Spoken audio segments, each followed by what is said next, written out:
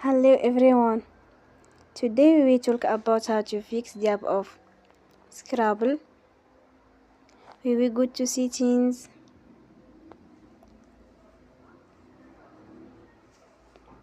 Then we click on apps.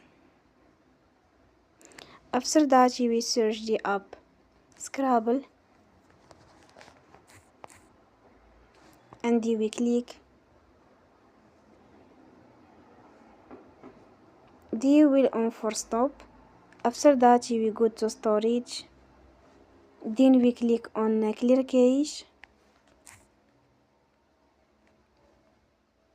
You will go to Play Store and you will update your app.